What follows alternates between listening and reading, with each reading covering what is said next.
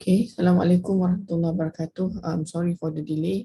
I will answer the question. We only have like 4 questions here.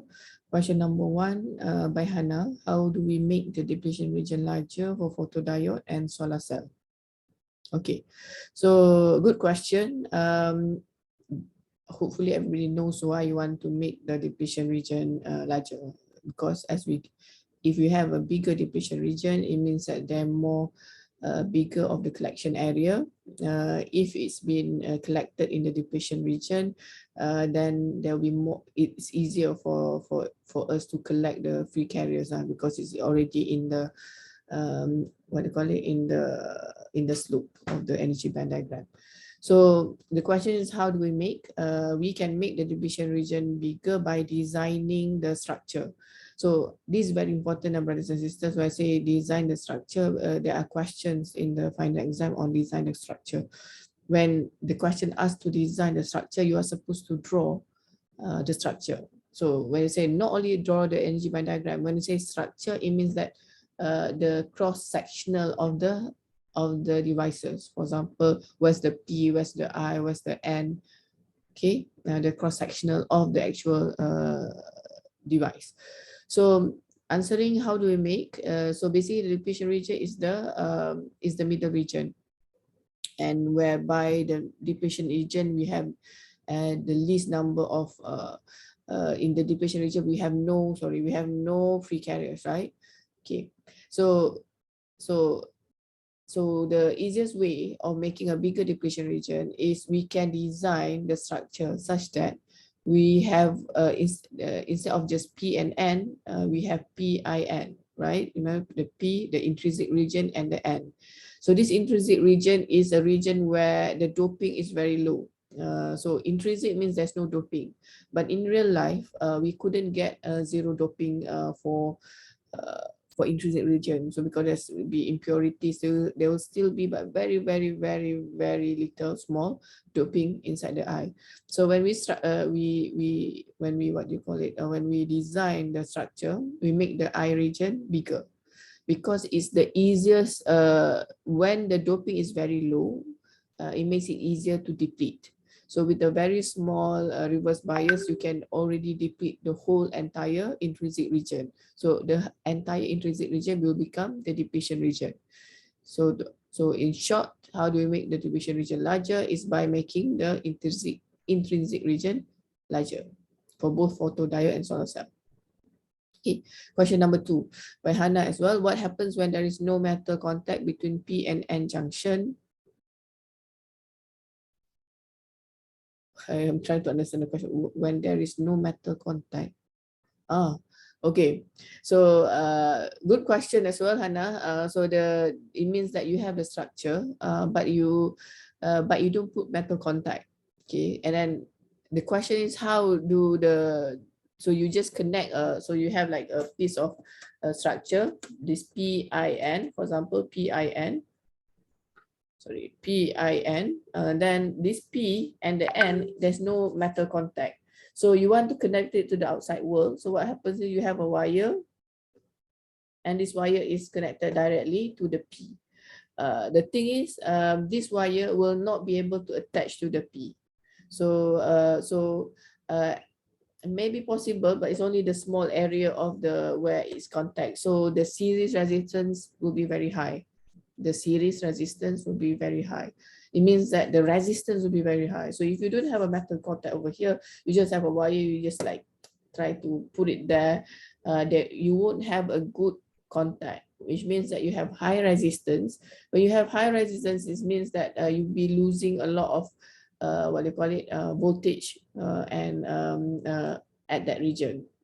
Okay, so therefore you are not having an efficient device. So that's why it's very important to have a metal contact at the P and N to connect to the outside world.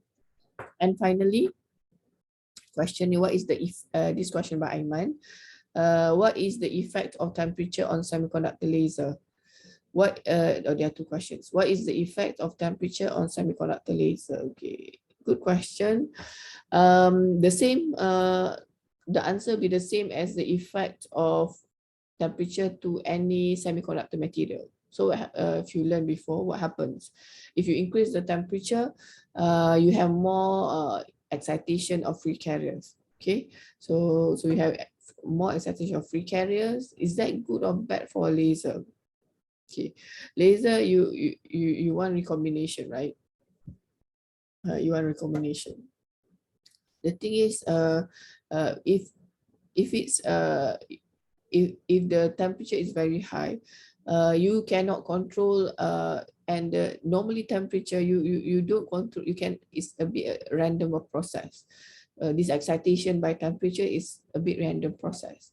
So therefore, if you have excitation by this temperature, you cannot control the, what do you call it? You cannot control the how much excitation, how many carriers will be excited due to temperature. And as engineer, we always, the thing that we always want to avoid is things that we cannot control. We want to control everything, because then we understand, we can manage. When we cannot control, then it's sometimes it can be good and sometimes it can be bad. If it's too much of the free carriers collected, no, excited, if you have too much of the free carriers excited to the laser, so maybe you will maybe you have more recombination, but also is in the forward bias. Maybe you have more current, maybe it will cause heating. So heating is always not good in a semiconductor.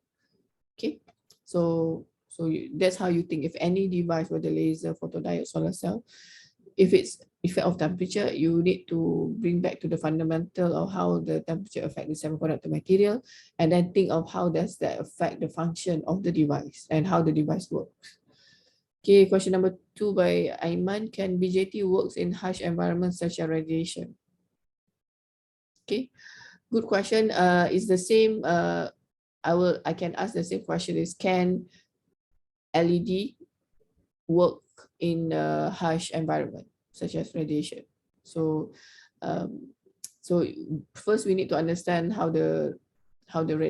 what radiation will do.